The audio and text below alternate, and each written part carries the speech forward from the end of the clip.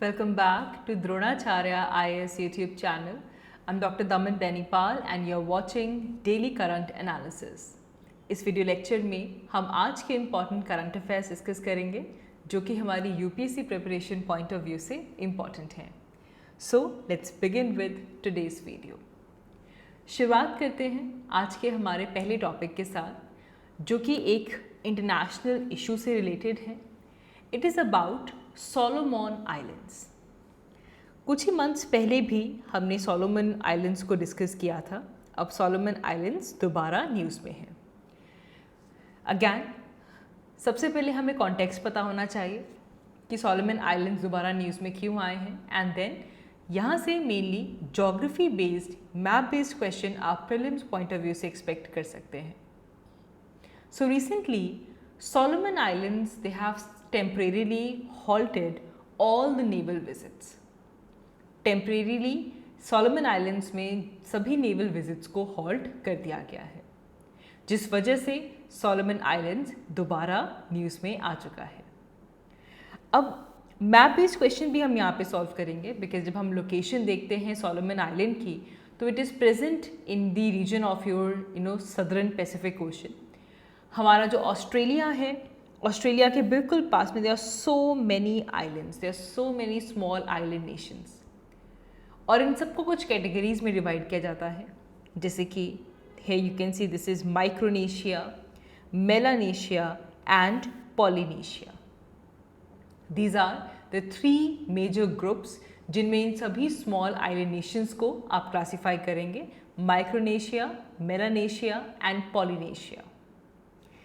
Today we are talking about Solomon Islands, and as you can see, Solomon Islands are part of Melanesia. They are part of Melanesia. Now, if we follow the major detail of this entire issue, so Solomon Island, the country has refused the access to its port, and this is something which is a lot of departure from the normal cases. जो normal norms जो रहते हैं, जो conditions रहते हैं, उससे एक बहुत बड़ा शिफ्ट यहाँ पे देखने के लिए मिला है कि सोलोमन आइलैंड्स ने अपने कंट्री के पोर्ट्स को यूज़ करने के लिए एक्सेस को रिफ्यूज़ कर दिया है.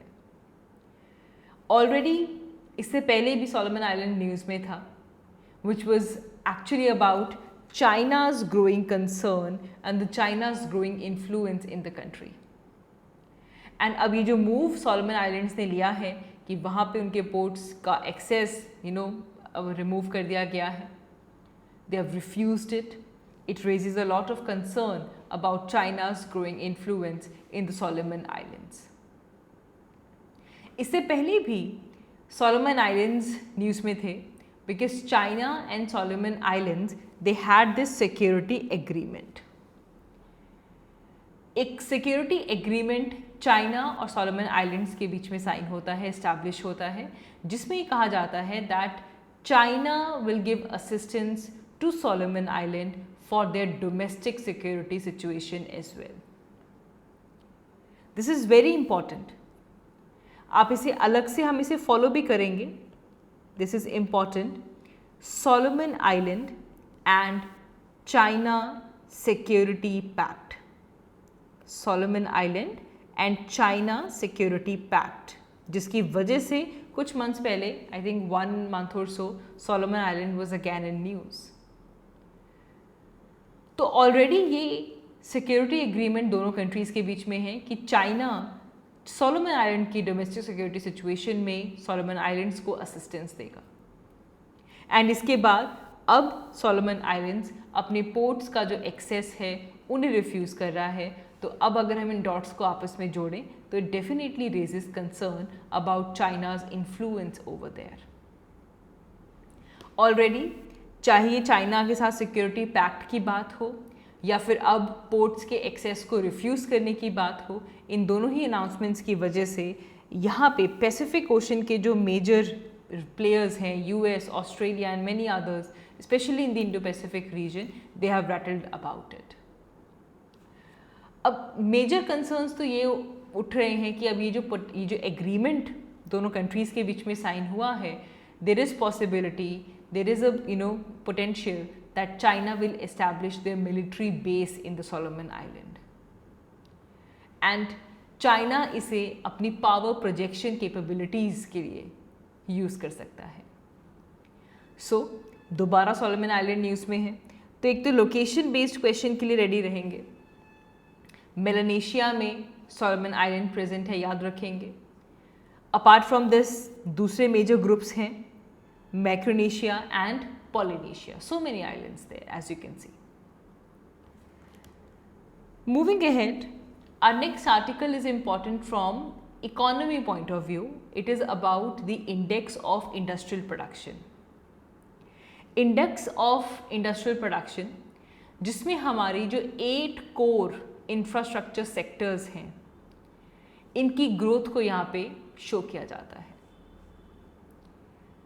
It is the output of the 8 core infrastructure sector.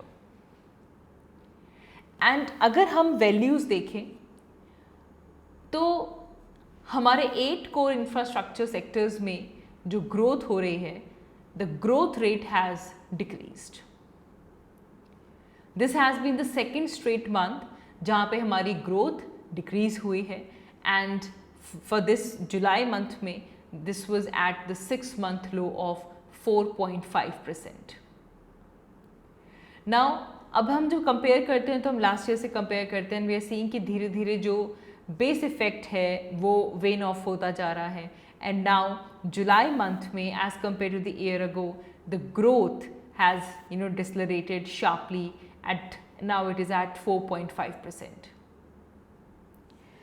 अब जब हम इस चीज़ को देखते हैं तो इससे हमारा जो इंडेक्स ऑफ इंडस्ट्रियल प्रोडक्शन है, जुलाई मंथ में इसकी ग्रोथ भी डिक्रीज हो सकती है।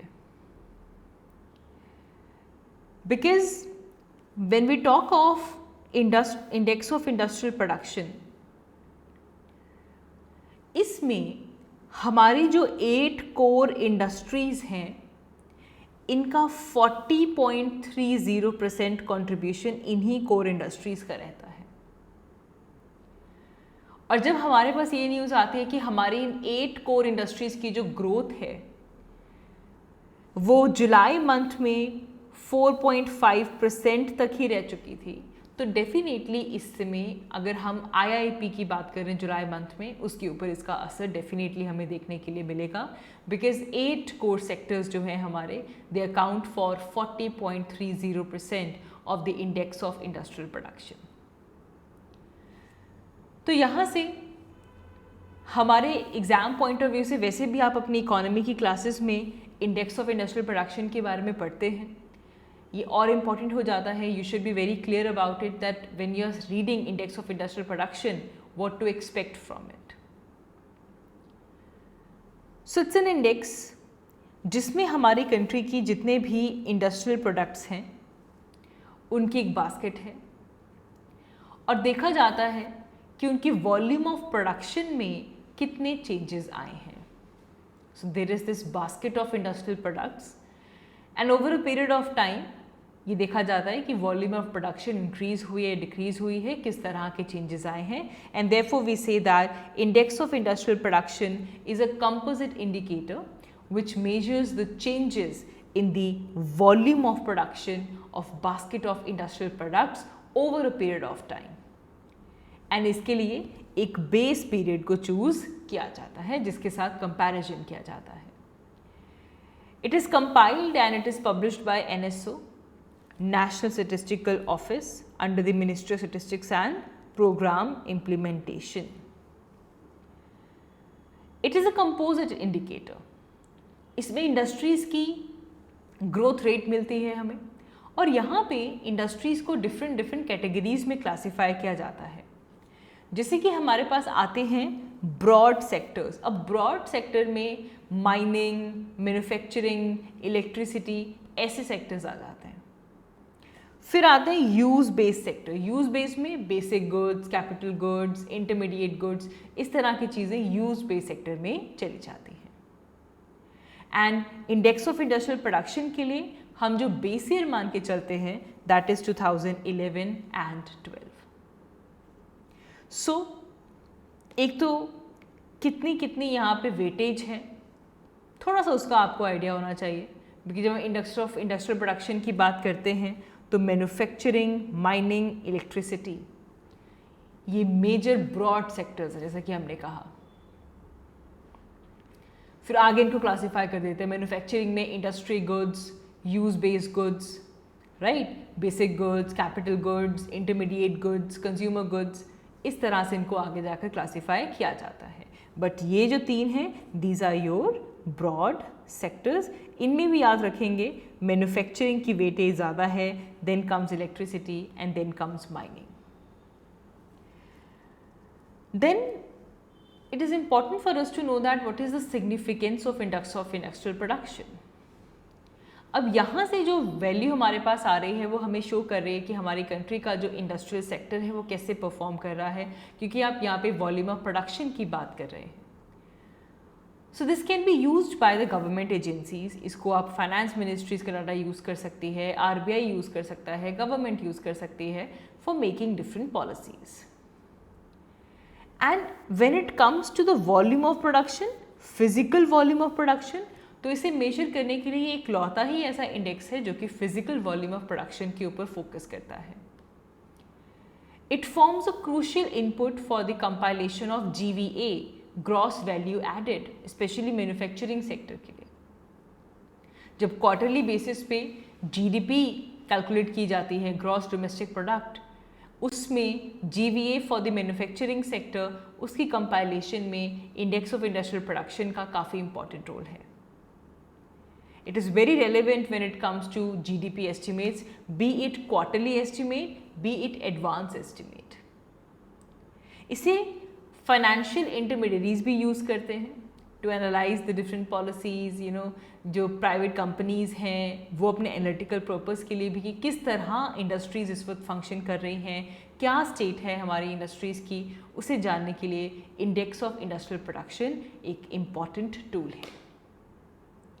अब क्योंकि हमने शुरुआत हमारे कोर सेक्टर से की थी और हमने बार बार कहा कि हमारा जो IIP है, इंडेक्स ऑफ इंडस्ट्रियल प्रोडक्शन है, इसमें हमारे कोर सेक्टर का 40.30% की वेटेज है।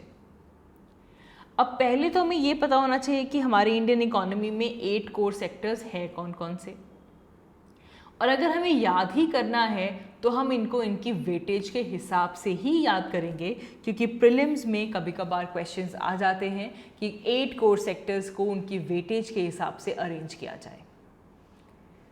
दिस इज़ अ वेरी अच्छा लेवल का क्वेश्चन यहाँ से बनकर आ सकता है। तो जब हम 8 कोर सेक्टर इंडस्ट्रीज़ की बात करते हैं, सबसे पहले आते हैं हमारे refinery products, refineries, then electricity, steel, coal, crude oil, natural gas, cement and fertilisers. ठीक है जी, refinery, electricity, steel, coal, crude oil, natural gas, cement and fertilizers. These are 8 core industries in the decreasing order of their weightage in the index of industrial production. Direct questions आ जाते हैं prelims में, पहले भी आए हैं, future में आ सकते हैं। जैसे कि 2015 में सीधा क्वेश्चन आ गया कि the index of core industries, 8 core industries, which of the following is given the highest weightage. तो अब यहाँ पे जो ऑप्शन है, अब देखो यहाँ पे रिफाइनरी नहीं है, पूछा है कि इनमें से हाईएस्ट वेटेज किसकी है। So the answer is electricity. ठीक है, तो इस तरह से क्वेश्चन आ चुका है पहले, and therefore it is very important for us to learn this particular sequence in much more detail. Okay, moving ahead, हमारा next article defence point of view से इंपॉर्टेंट है। It is related to Chinook helicopter. Chinook, now Chinook news में इसलिए है because US army they have grounded the fleet of Chinook 47 Chinook helicopters because US Army found that the helicopter is at the risk of engine fire. अब ये तो US में हुआ, US army ने अपने चिनूक एक फ्लीट जो है उसे ग्राउंड कर दिया, तो हमारे लिए इम्पॉर्टेंट क्यों है भाई? हमारे लिए इम्पॉर्टेंट इसलिए है क्योंकि इंडियन एयरफोर्स भी एक चिनूक हेलीकॉप्टर के फ्लीट को ऑपरेट करता है। तो इसीलिए हमारे लिए भी ये न्यूज़ एक कंसर्न की न्यूज़ बन जाती है। अब यूएस आर्मी ने चिनूक्स को ग्राउंड क्यों किया है? क्योंकि तकरीबन 400 चिनूक हेलीकॉप्टर्स का ऑपरेट यूएस आर्मी करती है। बहुत ही मल्टी रोल हेलीकॉप्टर्स हैं ये, and they are manufactured by Boeing company इन्हें मैन्युफैक्चर करती है, and they perform variety of task and they support army in different kind of operations. अब न्यूज़ तो यही है कि यूएस आर्मी ने सस्पेक्ट किया कि कुछ हेलीकॉप्टर्स में इंजन फायर ब्रेकआउट हो सकती है, जिसके चलते इन्हें ग्राउंड किया गया है। अब यहाँ से हमारे लिए चिनूक इम्पॉर्टेंट है क्योंकि इंडिया ने भी $3 बिलियन की डील यूएस के साथ साइन की है फॉर चिनूक। 2015 में हमने 15 चिनूक हेवी लिफ्ट हेलीकॉप्टर्स के लिए ये डील साइन की थी। Along with this there was 22 Apache attack helicopters as well, AH-64E। Chinook बहुत ही मल्टी रोल हेलीकॉप्टर है and it has this vertical lift platform, जिसमें आप ट्रूप्स को ट्रांसपोर्ट कर सकते हैं, आर्टिलरी को ट्रांसपोर्ट कर सकते हैं, कोई इक्विपमेंट, कोई फ्यूल, उसे आप ट्रांसफ़र कर सकते हैं। डिज़ास्टर रिलीफ ऑपरेशंस में आप भी इसको यूज़ कर सकते हैं, for the transportation of the relief supplies, refugees की मास इवैक्यूएशन में आप यूज़ कर सकते हैं। And it has a twin engine. It's unique for Chinook कि इसमें ट्विन इंजन है, and they have this a tandem rotor design, जिसकी वजह से बहुत ही मोस्टली विजिबल रिकग्नाइज सिंबल जो है that is of the American armed forces. This helicopter can carry 10 tons of load, which is almost, it enhances even Indian Air Force's airlift capabilities. तो इसीलिए इस news को हमने यहाँ पे फीचर किया है because of Chinook is present in India as well. अब देखो ऐसे क्वेश्चंस आ जाते हैं, जैसे कि अग्नि 4 मिसाइल के ऊपर क्वेश्चन आ चुका है, तो ऐसे ही हम एक्सपेक्ट कर सकते हैं कि चिनूक के ऊपर भी क्वेश्चन आ सकता है। मूविंग अहेड, हमारा नेक्स्ट आर्टिकल कहीं ना कहीं रशिया यूक्रेन वॉर से डिराइव होता है। It is about the anti radiation pills. Now the fears are there that there can be a nuclear disaster at the Ukraine's Zaporizhia power plant. And ये जो fear है वो लगातार grow करता जा रहा है, and considering that in mind, European Union has decided कि वो सबसे पहले तो प्री-एम्प्टिव सप्लाई करेंगे ऑफ 5.5 एंटी रेडिएशन पिल्स। वो रेजिडेंट्स जो कि ज़ेपोरिज़िया पावर प्लांट के विसिनिटीज़ में रहते हैं, उन सबको एंटी रेडिएशन पिल्स प्रोवाइड की जाएंगी। Therefore we are talking about anti radiation pill in this video. सबसे पहले रेडिएशन इमरजेंसी क्या होती है? रेडिएशन इमरजेंसी हम उस इवेंट को कहते हैं जो कि अनप्लैन्ड हो, एक्सीडेंटल हो, जिसकी वजह से रेडियो न्यूक्लियर हज़ार्ड क्रिएट हो जाए। ये रेडियो न्यूक्लियर हज़ार्ड ह्यूमन के लिए भी है और हमारे इन्वायरमेंट के लिए भी है। ऐसी सिचुएशन में रेडिएशन एक्सपोजर होता है from a radioactive source, and for that you need a very prompt intervention, जिससे कि हम उस थ्रेट को मिटिगेट कर पाए। So dealing with such kind of emergencies, उस एमरजेंसी में एक रोल एंटी रेडिएशन टैबलेट्स का भी आता है। अब क्योंकि खतरा बढ़ा हुआ है कि रेडिएशन इमरजेंसी हो सकती है, इसीलिए एंटी रेडिएशन टैबलेट्स के यूज़ को यहाँ पे इन्वॉल्व किया गया है। What are anti radiation pills? Basically these are potassium iodide tablets, and ये माना जाता है कि पोटेशियम आयोडाइड टैबलेट से रेडिएशन एक्सपोजर में कुछ प्रोटेक्शन मिलती है, बिकॉज इन पिल्स में non radio active iodine present होता है। एंड क्या होता है कि जो आयोडीन है, जो हमारे पास रेडियो एक्टिव रेडिएशंस जो आई हैं, it can help to block the absorption of that and subsequent concentration of the radio active iodine. क्योंकि हमारा जो थायरॉयड ग्लैंड है उसमें रेडियो एक्टिव आयोडीन जो है वो कंसंट्रेट हो सकता है। किस तरह ये पिल्स वर्क करती हैं? देखिए, एक बार अगर रेडिएशन लीक हो जाए तो जो रेडियो एक्टिव आयोडीन है it flows in the air, it flows air की वजह से आपका जो फूड है, वाटर है, सॉइल है, ये इन सबको कंटामिनेट कर सकता है। जो रेडियो एक्टिव आयोडीन है it can deposit on the external exposure और आप इसे वाटर और सोप की हेल्प से रिमूव कर सकते हैं। बट WHO ने कहा है कि जो सबसे बड़ा रिस्क है that is of inhaling it, क्योंकि it is present within the air. इसके बाद जो इंटरनल एक्सपोजर हो रही है, जो इरेडिएशन हो रही है, ये तभी होगी जब रेडियो एक्टिव आयोडीन हमारी बॉडी में एंटर कर जाएगा and it will accumulate in the thyroid gland. अब थायराइड ग्लैंड इंपॉर्टेंट क्यों है और थायराइड और आयोडीन का क्या रिलेशन है? देखो, थायराइड ग्लैंड आयोडीन को यूज करता है जिससे कि वो हार्मोन प्रोड्यूस करता है which regulates the body's metabolism. And thyroid does not know कि कौन सा आयोडीन यूज करना। Thyroid cannot tell that this is radio active iodine और this is non radio active iodine. Thyroid तो iodine चाहिए hormone produce करने के लिए और वो करेगा। अब ये रोल कौन प्ले करेगा? ये रोल प्ले करता है हमारा potassium iodide tablets. Potassium iodide tablets, they rely on this so that they can achieve the thyroid blocking. अगर रेडिएशन एक्सपोजर से कुछ घंटों पहले या फिर कुछ टाइम बाद पोटेशियम आयोडाइड ले दिया जाए तो इससे ये इंश्योर हो जाता है कि जो नॉन रेडियो एक्टिव आयोडीन है मेडिसिन में that is absorbed by the thyroid और थायराइड फुल हो जाए, उसको और आयोडीन की जरूरत ही ना पड़े, उसको पहले ही मिल जाए। बिकॉज जो आपका पोटेशियम आयोडाइड है it contains a lot of non radio active iodine कि थायराइड पूरा फुल हो जाएगा, अब उसे और आयोडीन एब्जॉर्ब करने की ज़रूरत नहीं पड़ेगी। It will either become stable और radioactive for the next 24 hours.